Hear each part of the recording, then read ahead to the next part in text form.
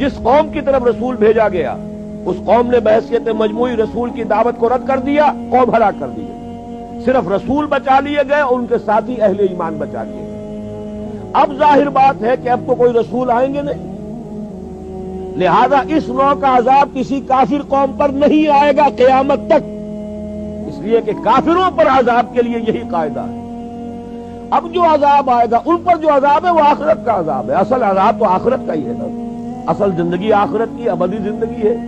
یہاں تو کیا ہے، قوم نوح ڈوب گئی، ختم ہو گئی، 2-4 ڈبکیاں دی ہوں گی ہر آدمی نے، جان نکل گئی، عذاب کیا آیا؟ اصل عذاب تو وہاں ہے جو آخرت کا ہوگا۔ دنیا میں عذاب آتا ہے مسلمانوں پر، مسلمان ہو کر تم اگر اسلام پر عمل نہیں کرتے، دعویٰ تمہارا اسلام کا ہو اور عمل تمہارا کافرانہ ہو، نام لو تم محمد کا صلی اللہ علیہ وسلم اور اتباع کرو تم محمد کے دشمنوں کا، دعویٰ کرو اللہ اور اس کے رسول کی وفاداری کا اور تمہاری دوستیاں ہوں اللہ اور اس کے رسول کے دشمنوں سے، تم کہو اللہ اور اس کے رسول کے احکام کو ہم مانتے ہیں اور سودی کاروبار کر کے اللہ اور اس کے رسول کے خلاف اعلان جنگ کیے رکھو۔ اصل عذاب دنیا میں مسلمانوں پر آتا ہے، جیسے کہ پہلے یہودیوں پر آیا، اس لیے کہ ہم سے پہلے کی مسلمان امت وہی تھی، جب تک حضور صلی اللہ علیہ وسلم کی بعثت نہیں ہوئی وہی امت تھی۔ موسیٰ کے ماننے والے، تورات کے ماننے والے یہودی، یہ امت مسلمہ تھی، لیکن ان پر کیسے کیسے عذاب آئے۔ نبوکدنضر کے ہاتھوں برباد کرایا گیا، کبھی پھر یونانیوں کے ہاتھوں تباہی آئی، کبھی رومیوں کے ہاتھوں تباہی آئی۔ اس صدی میں بھی آپ نے دیکھا، اگر آپ بھولے نہ ہو کہ یہ صدی کے وسط میں ہٹلر کے ہاتھوں 60 لاکھ یہودی قتل ہوا۔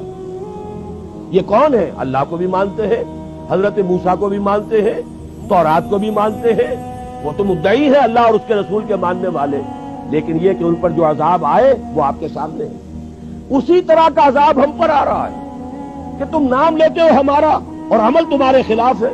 لما تقولون ما لا تفعلون کبر مقتا عند اللہ ان تقولوا ما لا تفعلون، کیوں کہتے ہو جو کرتے نہیں ہو؟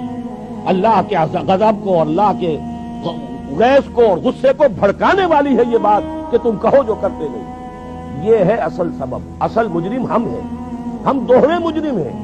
ان کا جرم ایک ہے، انہوں نے انکار کر دیا، چھٹی ہوئی۔ ہم ہیں کہ جو ہر روز کہتے ہیں ایاک نعبد و ایاک نستعین، اور پھر اس دن میں 50 مرتبہ اللہ کا حکم توڑ رہے ہیں۔ پوری زندگی ہماری گزر رہی ہے، 5 وقتہ نمازی زیادہ بڑا مجرم ہے اس وقت، اس لیے کہ وہ 23-24 مرتبہ، 25 مرتبہ، 27 مرتبہ دہراتا ہے ایاک نعبد و ایاک نستعین، اور پھر باہر نکل کر جو کام کرتا ہے وہ اس کے خلاف۔